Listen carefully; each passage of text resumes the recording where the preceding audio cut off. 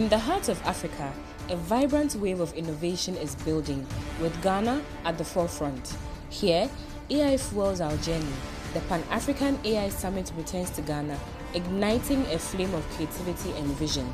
It's a place where we shape tomorrow, with technology responding to the critical local challenges we face on the continent. Participate in the Pan-African AI and Innovation Summit 2026 and become a change maker in your community. Let's create solutions that touch every individual's life. Visit www.panafricanaisummit.com for more information.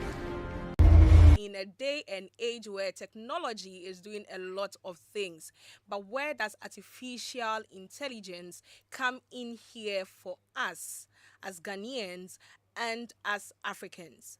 I have with me two people who will be having the conversation with me. But before I introduce them and we get into the conversation, we would like to share with you what has been happening in the tech space in the past week. So take a listen to the emerging tech trends. We will be back after that.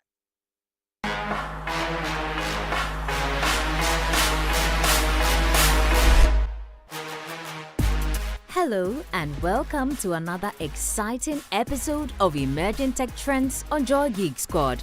My name is Denicia Poma Eje. In our headlines, ChatGPT adds trusted contacts feature. Also, Google working on Fitbit-powered smart glasses. And Twitch cracks down on view botting. Finally, Apple expands RCS messaging on iPhone. Let's settle for the details now. OpenAI is introducing a new trusted contacts feature for ChatGPT, allowing users to assign people who can help recover access to their account if they get logged out. Google is reportedly developing smart glasses that could integrate Fitbit health tracking features, signaling a deeper push into wearable AI and fitness technology. Twitch is introducing tougher penalties for streamers caught using view bots to fake audience numbers as the platform pushes to improve fairness and authenticity. Finally, Apple's latest iOS 26.5 update improves RCS messaging support between iPhones and Android devices, bringing better media sharing and chat compatibility across platforms. And that's it for this week's episode of Emerging Tech Trends on Joy Geek Squad. My name is Denicia Poma Eje, and I will catch you same time next week.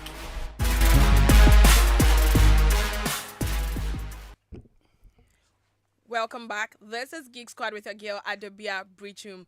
Geek Squad is brought to you by MTN everywhere you go.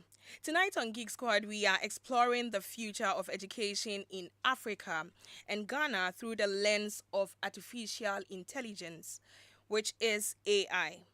As we build up to the Pan-African AI and Innovation Summit, we are asking, can AI help transform classrooms, empower teachers, bridge learning gaps, and prepare young Africans for the job markets in the future?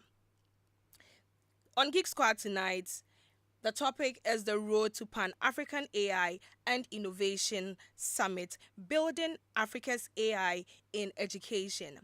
I have with me two people who will be having this conversation with me. The first is Ayo Jones, an AI advisor and keynote speaker for creator of the Shift system. Ayo, you're welcome. Thank you so much. I'm very excited to be here. Good to have you here. I also have with me Festus Asare-Yeboah, AI agents and evals for Galileo. Festus, you're also welcome. Thank you for having me. Yep. Great. And now for you listening in, you can join the conversation by sending a message to the WhatsApp number 055 1111 997 055 1111 997. If AI became part of your child's education today, what excites you the most and what worries you the most? Send a response to this on the WhatsApp number 055 1111 997. Now coming to you, Ayo. I'm ready. I can see that. I mean, I just said it, but just get ready wherever you're listening to us from, because I believe this is going to be a very interesting conversation. Looking at Ghana, we have a huge teacher to students ratio gap, right? So talking about AI and how it can help in education, can AI become the assistant teacher, or more or less the co-pilot, helping educators do more instead of replacing the teachers that we already have in the system? I want to start by acknowledging one thing first. Okay, The idea that we're going to replace teachers almost is a way to strike fear. that's true. There's no parent who's thinking right now, what I would really love is less teachers for my kids. Nobody's thinking that. That's true. And for a teacher, there's no comfort in hearing that someone is thinking about replacing you. The thing that we have to keep in mind is that AI is coming in as a wave that we are all going to have to manage, That's true. but it's not meant to take over everything that we do. And teaching specifically is not just about learning ideas and facts. It's about learning how to work with other people and communicate effectively. And all of those things can't be replaced by AI as it stands right now. Now, maybe a few years down the road, we're going to see robots and all kinds of amazing things. But for right now, that's just not part of the conversation. So when we think about how AI can help us in the classroom, I also think there's very few parents right now who also aren't worried that there's not enough attention or time spent with their child. That's true. So if we can give teachers the tools to help figure out interventions for kids that are really ahead of everyone or maybe a little behind and be more effective in delivering curriculum, there's nobody who doesn't want that. And so now the question becomes, can our teachers embrace these tools to help our students get better outcomes? And I think we can all agree that sounds like something we should all be behind. Yeah, that's so true. I mean, talking about the teachers embracing the tools, I'm going to be coming to you now, Festus. What are some of the ways that we can do that so that at least they go ahead with this flow? She mentioned that AI now is a wave and it's not necessarily replacing the teachers. So how can we get them to adopt? And then based on that, we can all talk about how we bridge the gap also between the rural areas and then the urban areas. Good question, actually. So, how do you get access to AI? Internet, right? Yes, that's true. I can go straight to the AI point, but the foundation is always important, right? Yeah. Easy access to internet. That's like the basic question. And then once you have that access, what's on top? The devices that have access to AI. And then also the price for AI, right?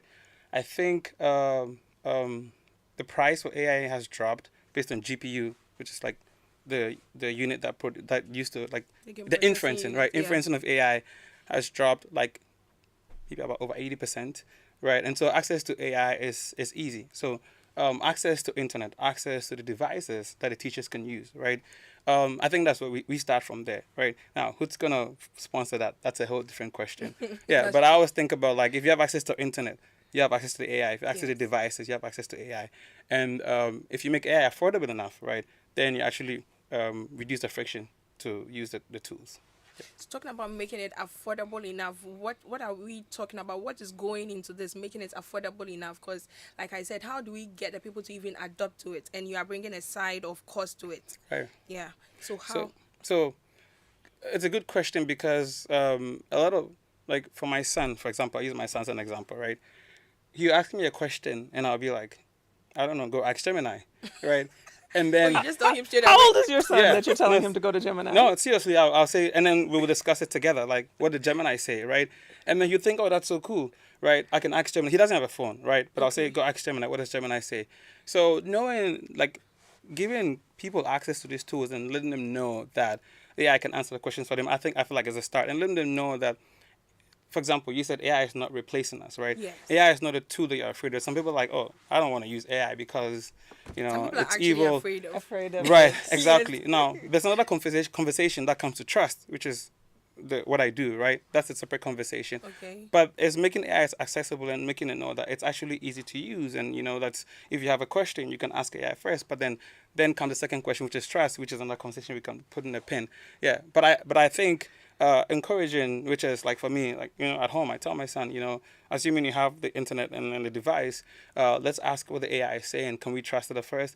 And then we challenge it sometimes, right? Yes. So it's not just like, okay, take whatever it's saying. That are you really sure? Test the logic. Make sure that, what you're saying is right. Yeah. So I'm gonna, I was coming to you know, the way I you're have something, smiling. right? I am.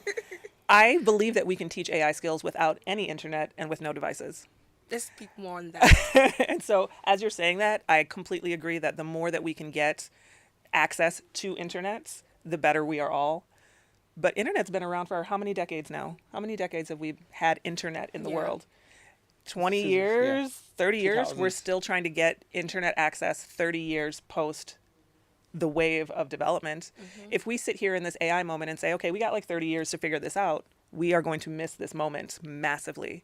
And so we have to separate access from the skill. And what you were talking about with your son is perfect, as a perfect example. The idea that a child knows how to sit in curiosity is huge. And curiosity does not need Wi-Fi. Yeah. So if you can look at something with your children or your students and just ask questions, it's actually the precursor to being more effective with AI. For example, a water tower. So we just think of like the big water towers up at the top. If I were to ask you to think of a question with a water tower, what would be the first couple of questions you would ask? How big is it, right? Like Yes. something really, Where is it serving? yeah. The longer you sit in that wonder, the more interesting your questions actually become. And so learning to do that, learning to just ask questions, just be like, I don't know. How do you clean the inside? Is there something living in there? If something got in there, how would I get it out? How thick is it? Can I cut through it with a knife? These start to be random questions, Yeah. but that's the curiosity you need so that you can start to inform how I'm going to interact with AI later. AI is only as good as the question that you ask it. And if you ask basic, simple, nothing questions, the responses you get are going to be basic and simple. I think your answer, my answer is kind of complimentary.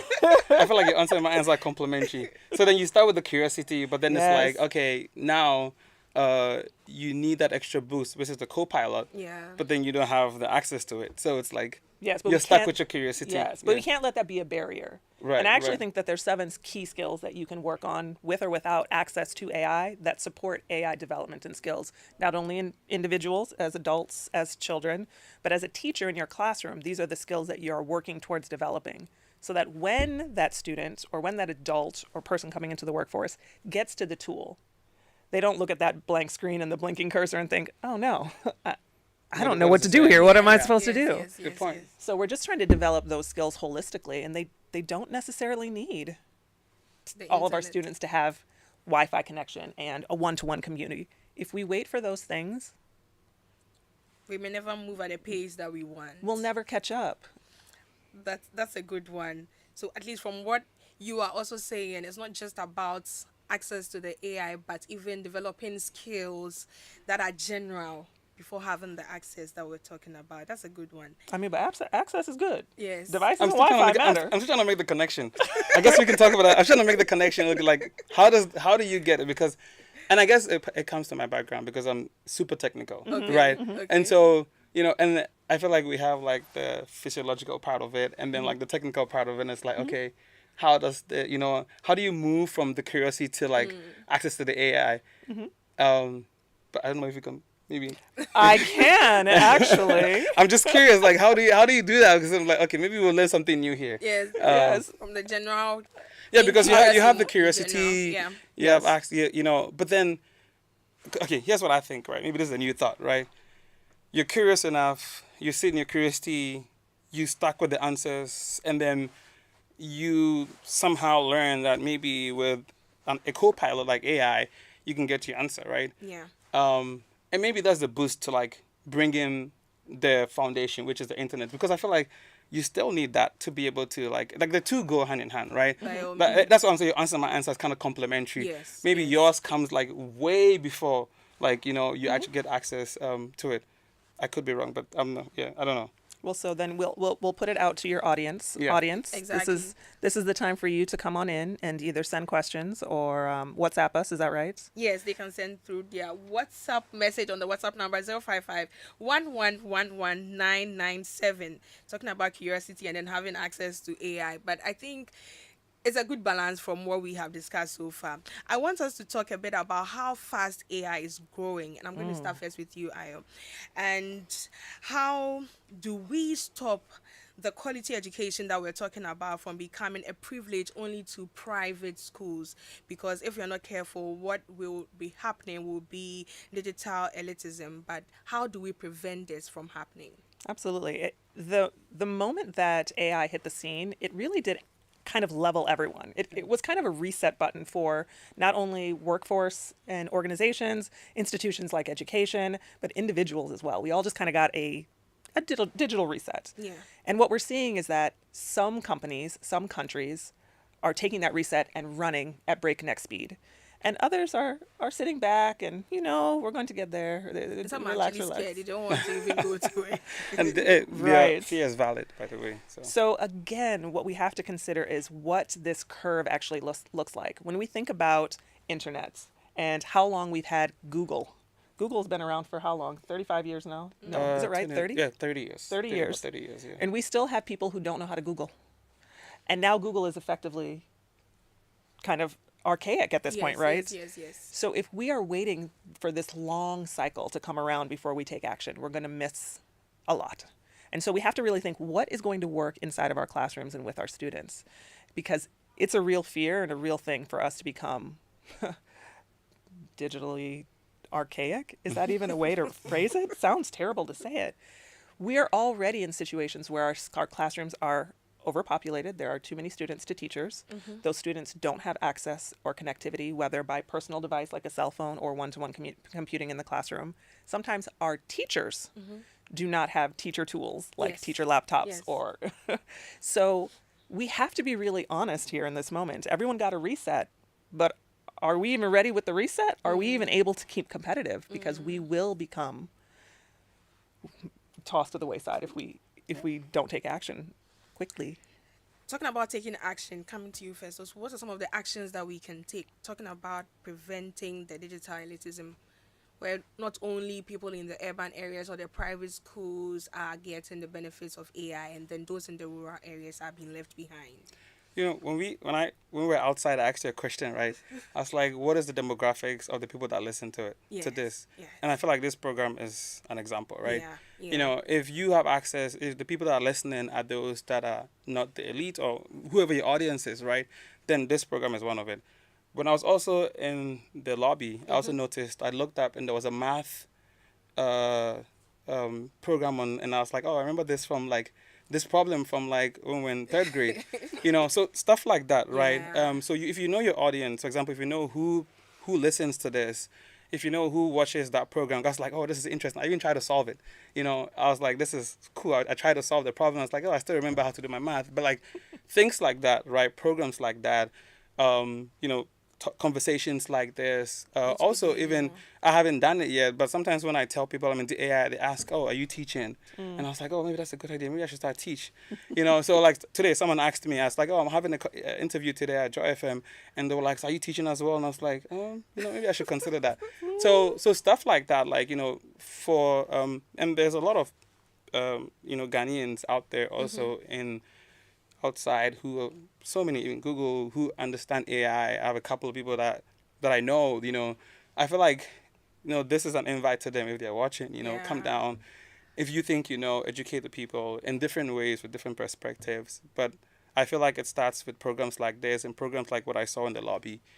Those are the ways to get access to people, to at least to show them the possibility of AI. Yeah. That's good. One of the conversations that we've had on Geek Squad has been using tools like YouTube, for instance, and then social media platforms to even document our journeys. And talking about education here is one of the things that people can even do. They may not necessarily be in Ghana, but if you have a YouTube channel, for instance, Right. talking about AI and educating people, at least it will be the actions that we are taking towards solving the problem, where people who have access are not just running with that and leaving others behind, at least on the internet. Some people use these social media handles a lot, Right. and sometimes it's not really anything beneficial. But if you go there and you have content on AI and education, People at least watch. you'll be getting people. Once you say AI, Yes. you're going to get views. I mean, that's how all of Khan Academy was built. The person who started Pretty it was much, just, pretty I'm going to much, make yeah, videos yeah. so that I can help my family members with their schoolwork. Yeah, And it caught on. So don't discount the impact and effect of saying, you know what, I might be in the diaspora, but Right. I want to help people on the continent. Yeah. So let me make content that's specific to them. Right. That's true. If you're listening in, this is Geek Squad with your girl Adobia Breachum, and we are having a conversation on AI in education. Do you think AI will improve education in Ghana, or could it widen the gap between the rich and poor schools, or urban and rural schools? Let us know your thoughts by sending a message to the WhatsApp number 055 997. Do you think AI will improve education in Ghana, or it will widen the gap between rural and urban schools? And also, if AI became part of your child's education today, what excites you the most, or what worries you the most? Let us hear from you on the WhatsApp number 055 997. So I'm going to be coming back to you now, Ayo. Most AI tools that are built are usually built around Western education systems, or even using their curricula, right?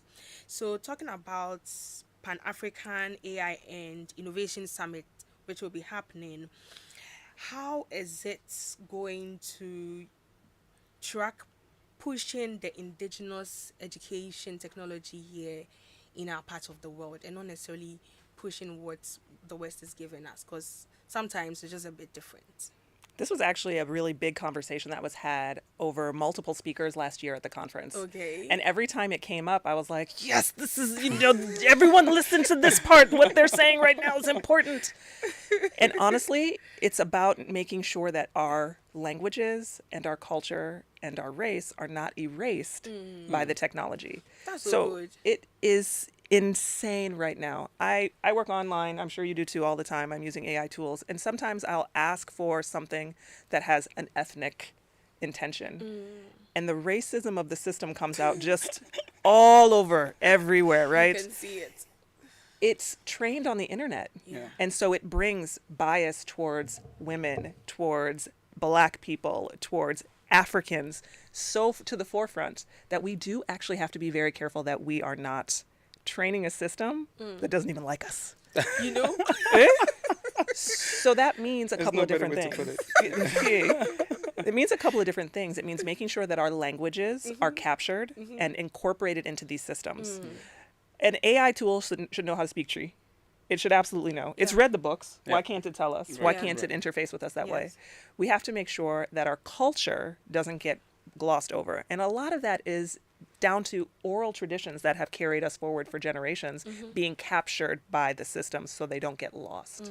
And the last thing is making sure that when we have representations of people from the continent or of a certain race, that it doesn't come with the bias, that we are getting a better understanding and contextual understanding of what African culture is and not what the internet thinks It is. African culture is. And those are two very different things. That's true. Anything to add to that, Festus? No, I think she said it well. I think what we also have to realize is that I'm gonna get very technical here. Pardon me. At least you get the balance. Right. I was telling her at the lobby. Did I not balance? I thought I balanced. It was not balanced. From the technical.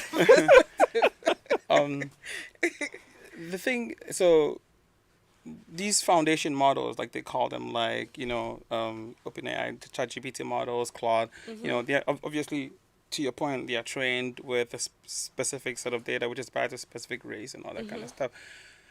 But then we also use, we mentioned that people use AI in a very basic way, right? Like, talking to ChatGPT, I don't even call it AI. That's not AI. Like Google search, like just right. What is that? But you can actually ground AI to your specific knowledge, right? Yeah. So, yes, you can't train a big foundation model because it's very expensive. It's millions of dollars or hundred thousands of dollars to train the foundation model, right? But you can also take these models and ground them to your specific knowledge, right? So, for example, you can teach an AI model sort of how to understand our history, or I don't know about our language. I don't want to get there. Someone prove me wrong. But actually, you have one Ghanaian guy doing that. Yeah, I've heard that yes. even I forgot what it's called. I think it has a local name. Yeah, Kaya AI. Kaya AI. Yes, Right. So that's an example, right? So they've taken this big foundation model and they've grounded it to like Ghanaian data, right? And that's something that you can do. And because of how well, sort of easily accessible to certain people that AI is, you can actually do that sometimes maybe in just one day, right? Seriously, and that's how easy it is, and that's for me, that's like one of my core messages. He's a tech man. He just said ground your AI. The average person is like, man, what so do I type in for that? exactly. Okay, so ground your AI Thank is. you for that. No, see, yeah. Thank you for bringing back to F. Yeah. No, it's because you have such a deep understanding and knowledge. Yeah. So that like that resonates in what you're saying. But for the average person, it's like, I don't know exactly how I would do that or what it means. Yeah. But I think more importantly, and to your point, is that we have to make sure that our government officials, not only in Ghana, but ECOWAS and continent at large, are building models grounded in our culture. I like that. And I not like that, just saying, you know because they what. have the fans. Right. Yeah. So that it becomes, and these are things that can be funded or at least partially funded by the companies themselves. Yeah. They have the capacity to give us that knowledge base that we can then build upon. It's important for us here to realize that an AI tool shouldn't need hacking Right. for a farmer in the central region Yeah. to be able to use it to help improve crop. That is not only an initiative that's being taken by the country at large, but that should be an applicable use of the tool. If it can't do that for an average user, how are we going to get people to even be interested in it? I like that. Yeah. And there you go. Yeah. But I think that's really true, because we can't just have it as something abstract where it's not really applicable to the things that we are doing. So if we're speaking to the different sectors, different areas, at least talking about AI and the benefits, we should be able to apply it to all these various sectors that we're talking about. Just one more thing, and even if my message was a bit confusing, I feel like people should walk out with this, right? How do I ground my AI? Maybe just they can start from there. Yes. And they can get into a rabbit hole, but the conversation gets interesting from there, right? So yeah. So they can Curiosity go on to the right there. I know, they're all going to be typing Right, in yeah. How do I ground my AI ground so it my AI? understands my background? Exactly. Yeah. So I was going Yeah. to say, so you can even go to the AI tool that you're using and then ask this question. 'Cause Right, sometimes- exactly. How do I? Exactly. How do you ground your AI? You can ask that question, and based on that, you can follow the next Logical responses that you get. We have some messages from you, so we get into that now. This is from Odewale. He says AI is very good because now there are some questions they will give to a class 2 child as homework. If you don't ask AI, you can't get the answer. In Ghana here, they need the paper done experience, so it's better to get the paper by all means, even if you don't deserve it. I support it 100%. Listening to you live from Walembele in Sisala East. Oh, that's good. Thank you so I love much. where it's listening from. Yes, Yeah, yes. that's a perfect audience. We have another message. Okay, too. no, I don't want to go past the last guy. So it Yeah. says, good evening, Geek Squad. I went for a workshop 10 years ago where I pushed for students to use a seamless phones to connect to an iBox. Students just did otherwise. Yes, AI is good and cool, but it's the guardians. Yeah. Students, some of them are ready to do stuff with the internet but not ready to use AI for education. This is from Tom North Kanishi. Okay, another message here said, good discussion, and I would like you to do part 2 of it, as it is very, very important to our educational system with GES. AI will improve it big time. Our problem is GES, as other international schools are far. Our problem is with GES, as other international schools are far ahead of our basic to SHS schools. AI has come to stay, and our students right from crèche to SHS are using it at home. But GES does not want learners to use it, and any child using AI to aid learning, the child is beating A. Okay, whatever is being said right now, we can't really confirm that is actually the case, but I'll just continue with Francis' message. He said GES should intensify teaching if soft skills. Okay, should intensify teaching soft skills than cognitive, as they demand from learners in BEC and WASI exams. For example, what is the use of oral English that SHS students are going to write tomorrow? As in Africa, we all have different accent speaking. Okay, so this is from Francis. Thank you so much for that. But like I said, the claims on GES, we can't really confirm that. So at least it's good that we are having a conversation and bringing the awareness on AI. This is also another message. It says AI is here to enhance human brain, not replace it. Use your brain first. Access the device after thinking through it for further clarity and details. The over-reliance on the device or AI, from what he's saying, to the extent of people refusing to think anymore is a big problem. That's why people will copy word for word their findings regarding a subject matter and be found wanting. AI can enhance and make thinking easier. However, we shouldn't lose ourselves in the process. Your brains first. Use your brains first. This is from Nana Kwesi. Thank you so much for sending in your messages. Keep them coming because I'm enjoying whatever you all just said. That last one was so good. Okay, so anything Yeah, I got like 12 things. How long we got? You ready? Nana Kwesi, you are absolutely right. And for me, myself, I teach thinking and not tools. Here's the thing, is that if we get stuck on the tools right now in this moment where we're like, okay, now everybody has to learn ChatGPT. Right. They have updated the model 75 times since it first came out, and they will update it 75 more between now and 2030. If you are teaching what it is right now and not the thinking skills to use these tools, that is when we start to have a problem. That is where we're going to get caught. The second thing, and that was something that had to go back to taking the standardized tests. The standardized tests as they stand are kind of becoming a little antiquated. The thing is that the students who are in school right now will be hired for a job based on how they think and problem solve and not the facts that they remember. That's true. So if we continue to prioritize memorization of facts, which is exactly what AI is a big repository of facts, and we don't prioritize the ability to think and apply the learning into real world situations, the people who learn that way will get left behind. And that is across every educational domain, not only in Ghana, but throughout the continent and throughout the world. I go back into the United States all the time to collaborate with districts and schools, and they are all suffering from the same problem. They're still trying to teach memorization. I don't know why that's always the case. And because it's easy to test. Yeah. We can test whether you know it or not. Very easy to test it. Yes or no. I know if I should give it a plus or a minus right off the bat. But it's very hard to test thinking. That's true. And so because we can't test it well, it becomes harder for us to use it effectively in the classroom. But there is a way around that.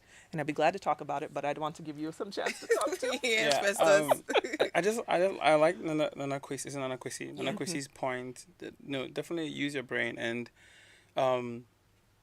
AI can actually teach you that too in a way, right?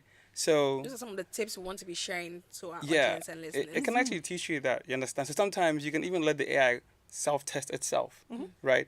So the AI is like, ChatGPT and all these other ones, they're super confident in their responses, right?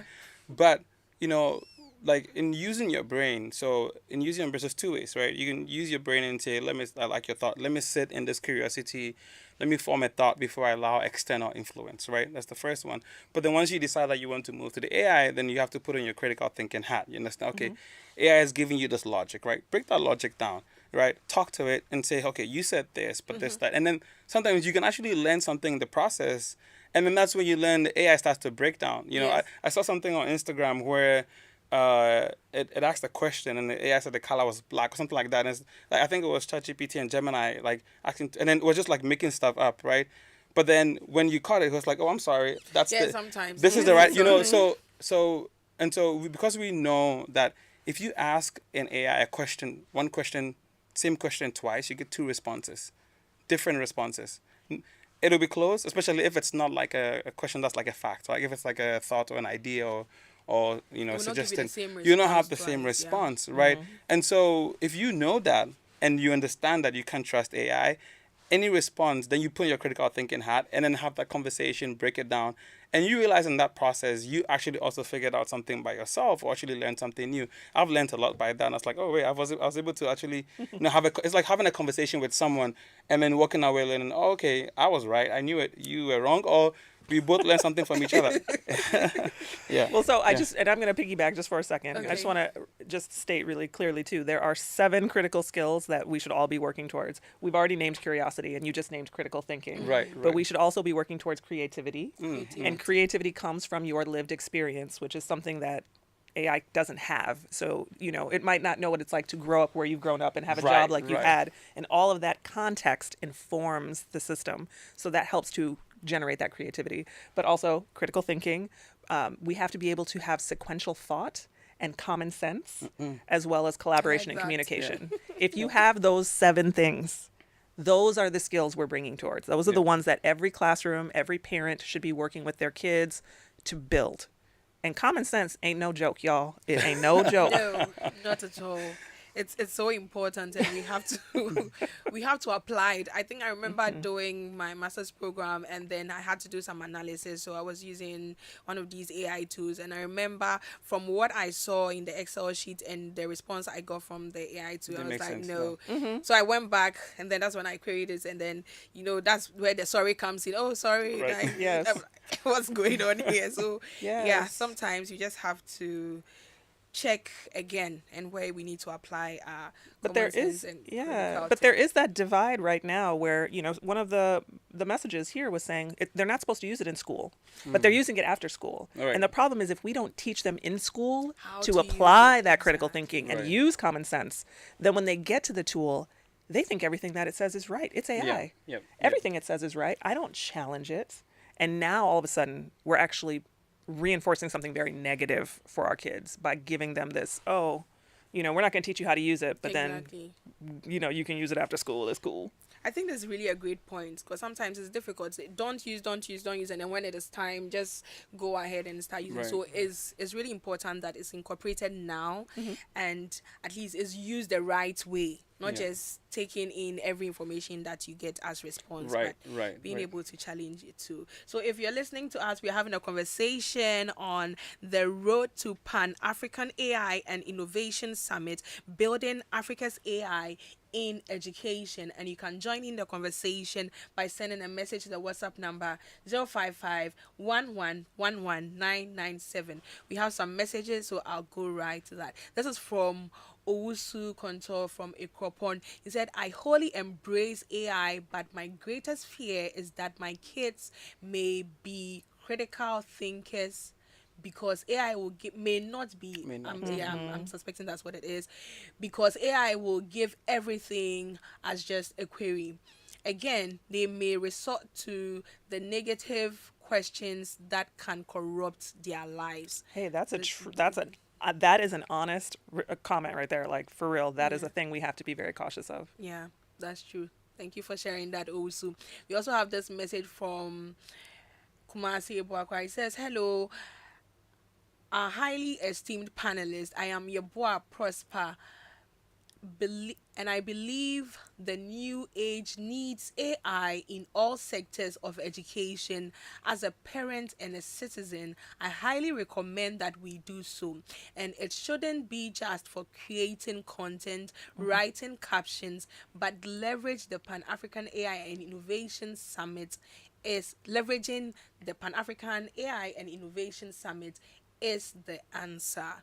This is from Prosper Yeboah, Asare-Yeboah. Thank you so much for sharing that with us, Prosper. And the event last year pulled in people from all across the continent. And that was what was really not only beneficial for our context and our conversation, but also to build that unity front coming forward. We should be capturing Chi and Yoruba and Swahili. All of these go into it. We should be pulling the best of what we have available on the continent to build something by us and for us. So yes, girl, we hear you, and I agree.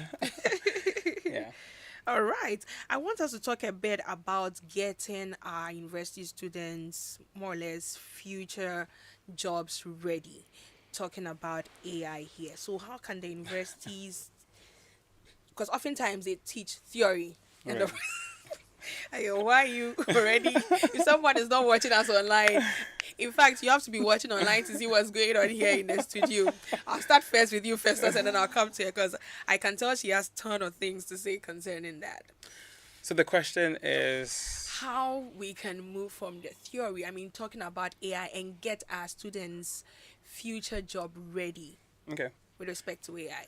Yeah, so obviously, I always come from a very different perspective, but Ayo and I had a conversation about, coders and, Ghanaians trying to create a lot of coders, right? Yes, 1 million coders. 1 million coders, right? And we talked about how the message is, and so I feel like we can kind of tap into that, right? So, what AI has enabled is made everyone a creator right now, and I think that's what the message should be, to be creating those 1 million coders, right? If you have access to AI, whatever you think you can create digitally, you can create, right? And I feel like that's how we should be teaching AI in schools to get ready for jobs. So for example, you're not you come from you probably learn languages, right? You're thinking, what am I going to do, right? Now, how about you build a tool that helps Ghanaians, so you're not waiting to get to a job. You're actually employing the AI, build tools that can help your fellow Ghanaians, whether it's like a Tree to English translator, or whether it's like, how do you ask weather, what is the weather in Tree or Hausa, all that kind of stuff, right? And so my point is, teach students to be builders, to build things, and not to, it's easier said than done, not to wait for employment. But then if you have access to AI, if you do right now, learn how to use it to build something useful for your community. And I was talking about how someone used it to build a schedule for when doomsday is going to happen. Oh, okay. You understand? Something, yeah. You understand? So what I'm saying is, like, the kids should be taught to use the AI to create tools that even their fellow students can use, right?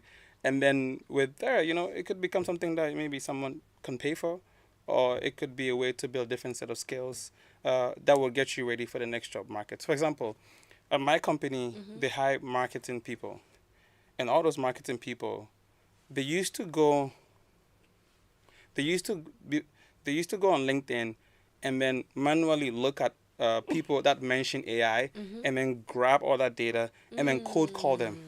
No, these marketing people have an AI that goes into LinkedIn, grab the data. If anyone mentions AI, it takes their email and then emails them directly. And I can tell you, I can teach someone to do that in 10 minutes.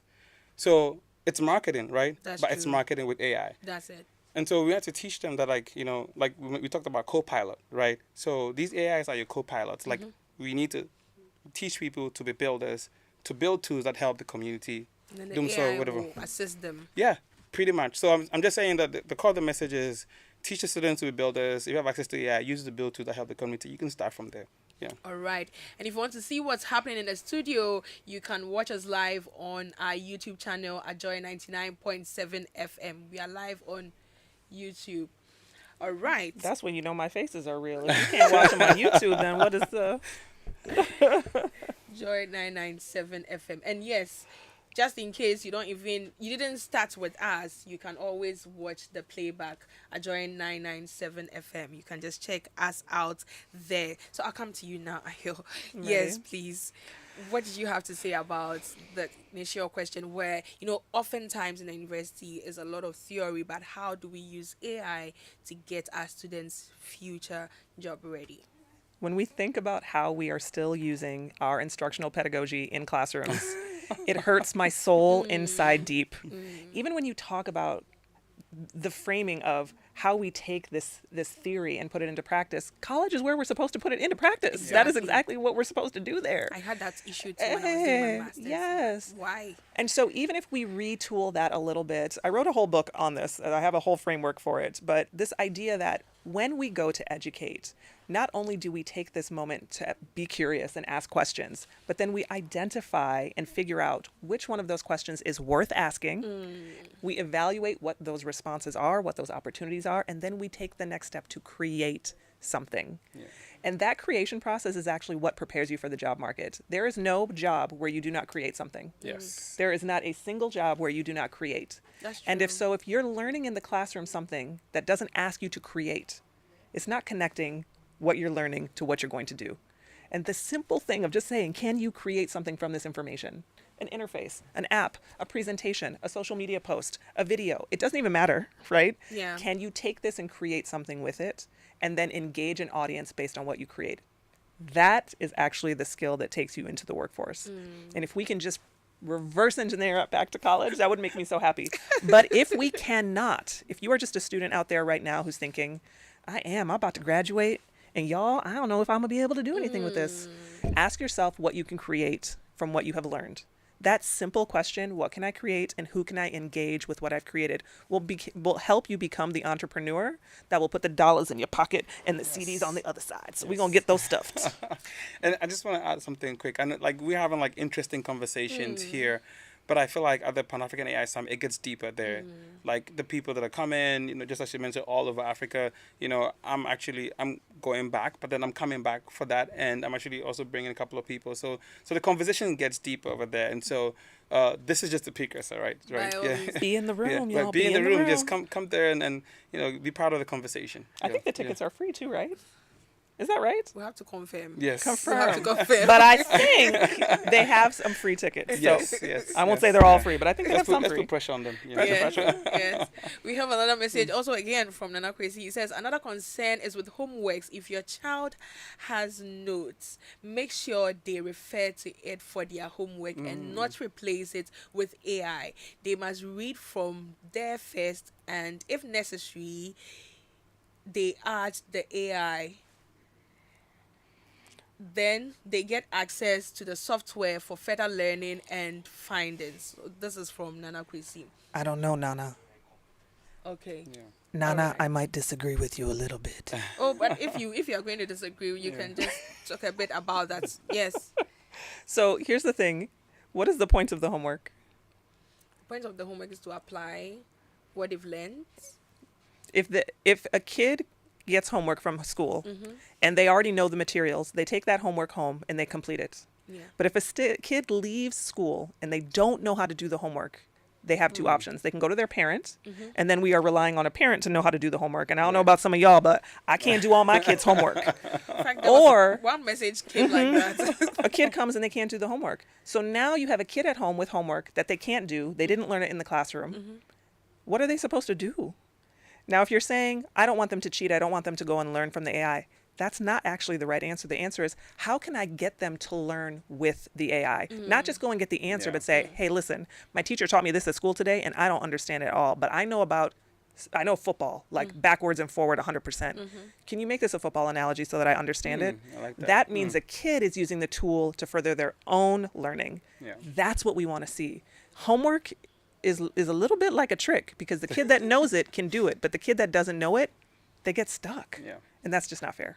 All right. So from his message, he was saying if the person has notes, he should refer to the notes first. But sometimes I think his concern is the fact that, you know, when it comes to schools here, the teacher is expecting a certain response from you, and that's where we even have the challenge with the memorization. Right, So right. if he taught something and gave notes on it, he's expecting feedback based on what he taught. And if you go and use AI directly, then there's that possibility that you go and do copy and paste from AI, which doesn't match what a teacher put at all. Well, that's where the grounding comes in. Yeah. And we shouldn't be copy-paste users of AI. Yeah. That's Again, that's what happens when people are not taught how to use it. So we have to think, how are we going to teach students how to use these tools in a responsible way, how to create tools that are ethical and responsible for our community. But then seriously, y'all, we don't want copy-paste users. Don't be a copy-paste No. user. No. We're using it to think. It's not about the tool. It's not about the output. It's how can I make this further me? How can I become better because of the tool? I just want to mention one cheat code, right? Okay. And then, you know, she kind of mentioned it, right? Like, you know, so if using this example, if you want the response to reflect the teacher's response, you know, AI has what we give it context. Yeah, you know, it works with context, right? You can just take a picture of the teacher's notes and give it the context, and you say, teach me this, using that football analogy, right? So you say you take a picture, if it's like, maybe it's like a 5-page. It's okay. Take the pictures and give that as context to the AI and say, I got these notes from school, explain it to me, teach it to me, and then the AI teach it to you, and then now you solve the homework yourself. You're not getting the answers, but based on an understanding of the AI, you do the homework yourself. I like this. There's actually a very interesting app development that's going on right here in Ghana. And it's a professor who's at a university who realized that if he put in all of his notes and all of his lectures into an AI and allowed his students to talk to his AI tool, they asked more questions that were deeper than they would ask in the classroom. In other words, they felt like they couldn't ask one-to-one, but they would ask the AI version. And he took his passing rate from the 40s to the 90s just by giving them access to his own materials in an AI chatbot. That is ingenious. That's how we 40 want to be 90, using it. right? Wait, is this a Ghanaian professor? Ghanaian, yes. Wow. Yes, he is. Yeah. And he Super proud. teaches a content that's so narrow that there's only like 4 people in the country that teach this class. So now by being able to improve not only the rates and the interaction, he can actually amplify his reach, right? But the thing that we have to remember here is that without knowing how to do these things, we end up as just copy paste. Can you give me a recipe user of an AI tool that can do so much more than that? We can do so much more than that. I'll come to you, Festus. For someone who is listening in as a teacher, as a parent, or even as a business person, can you let the person know why they really need to be at the Pan-African AI and Innovation Summit? Well, first of all, We're going to be there. Duh, yeah, that's exactly. why. Yeah, you get to see, this is sort of like even the least of the conversations we're going to have. It gets deeper and deeper. And you also, as a teacher, you also care about your students. And because, in the US, AI is still growing, but we're a little behind, right? And if you want to be part of the conversation or part of the influence, you have to be there, right? And part of the influence means learning what's coming, learning where the direction AI is going in Africa, and bringing that back to your students to impart the knowledge, right? And so if you're here, all the brains in AI are going to be at this place, the decision makers, those who know where AI is going, and you want to be part of it and bring it back to your students if you really care for your students. Yeah. All right. We are almost at the end of this. You just said you have one liner for what you are doing, so you can just touch on that briefly and then I sign out. Yeah, I just want to say, so I'm bringing something very social to Ghana. It's a new sport from the US. It's called pickleball. It's like padel, but it's better. The padel folks will come and attack me, but it's a social sport. I'm trying to grow it in Ghana. We're going to take it to the high schools. We're going to take it to universities. But it's called Rally House. Check it out. We're opening actually this weekend. And so if you're a tennis player or former table tennis player, you're trying to get into a new social sports that's easy and has a very good network, check out Rally House, pickleball, and then come and take some free lessons. All right. Thank you for that. A very big thank you to Festus and Ayo for joining us for our conversation tonight.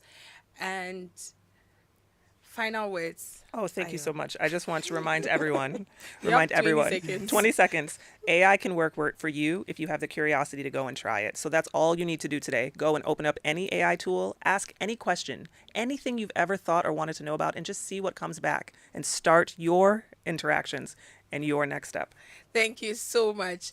Very big thank you for listening in and interacting with us. Thank you to my producer, Prince Safo, and the entire technical team. Up next is news by Michael Ashali. Stay tuned. Still believe